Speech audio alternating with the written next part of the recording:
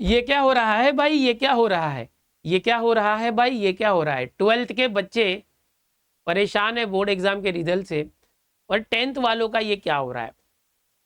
Sir good news है कि bad news है, 10th का रिजल्ट आज रिलीज हुआ और क्या पाया गया पता है, ओवरऑल परसेंटेज में 2024 में 95% बच्चे जो है 95.81 मतलब 96 के करीब परसेंट बच्चे पास थे।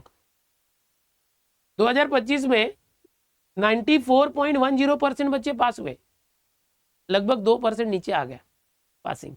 और अभी इस साल 92.09% बच्चे पास हुए हैं, यानी लगभग 10वीं में भी 8% बच्चे फेल हो गए। जहां पर हम कहते हैं कि 10वीं फेल होना मुश्किल है, सब पास हो जाते हैं, ये हो क्या रहा है, पिछले 3 साल से रिजल्ट जो है नीचे आ रहा है। क्या ये बोर्ड एग्जाम में जो स्ट्रिक्ट किया गया था इस बार, नो कॉपी, कहीं कॉपी नहीं होना चाहिए, वो वाला तरीका, फ्लाइंग स्क्वाड आ रहा था, उसके वजह से हो रहा है या क्या हो रहा है। लेकिन एक तरफ से ये दिखाई देता है बोर्ड के रिजल्ट में, लेकिन एक तरफ से ये भी दिखाई देता है कि भाई इस साल जो 10वीं का रिजल्ट आया है, एसएससी रिजल्ट आया है, उसमें 179 स्टूडेंट को पूरे 100% मार्क्स मिले, 100 में से 100, ऑल सब्जेक्ट की मानो या टोटल मानो, जो बेस्ट ऑफ 5 के हिसाब से 100% मार्क्स। कितने, पूरे महाराष्ट्र में 179 बच्चे, तो वो तो बहुत खुश हो रहे होंगे। बट अगर 12th के मामले में बात करें, 12th के बच्चे जो 90 के ऊपर सोच रहे थे, वो कहीं ना कहीं 70, 60, 50 के नीचे पहुंच गए। तो यहाँ पर अभी मैं बताना चाहूंगा, ये जो 179 बच्चे हैं, उसमें लातूर के 104 विद्यार्थी हैं। 10वीच्या निकालात लातूरच्या बोलबाला 104 विद्यार्थ्यांनी मिळवले 100% गुण। लातूर, एबीपी माझा का रिपोर्ट है ये आज का।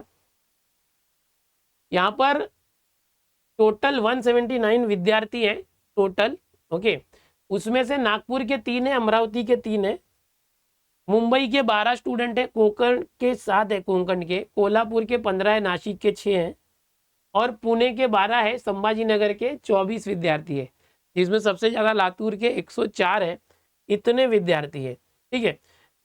तो यहाँ पर अगर मैं बताना चाहूँ भाई ये क्या हो क्या रहा है, तो यहाँ पर देखोगे भाई टोटल अगर यहाँ देखा जाए 179 स्टूडेंट जो है पूरे महाराष्ट्र एसएससी बोर्ड में 10वीं में 100 में से 100% लाए।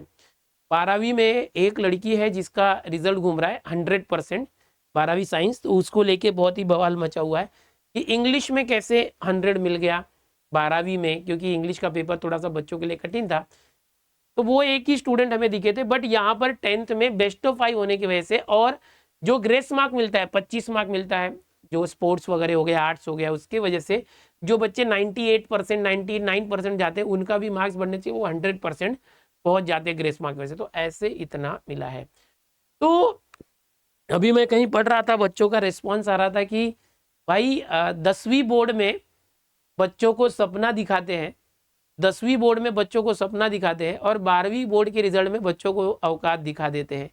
ओके, तो भाई कहीं ना कहीं ये है, अगर हम कंपेयर करें तो 10वीं बोर्ड का जो सिलेबस हो गया, उसकी एग्ज़ाम हो गई, उसका रिजल्ट हो गया, आराम से 90% के ऊपर बच्चे पा जाते हैं। बट जो 12वीं का रिजल्ट अभी 2 मई को आया था, उसमें हमने देखा कि जो बच्चे कितनी मेहनत से साल भर पढ़ाई कर रहे हैं, सिलेबस बहुत ज़्यादा है, थोड़ा डिफिकल्ट कर दिया गया है सिलेबस को, अभी तो और चेंज होने वाला है 2 साल में।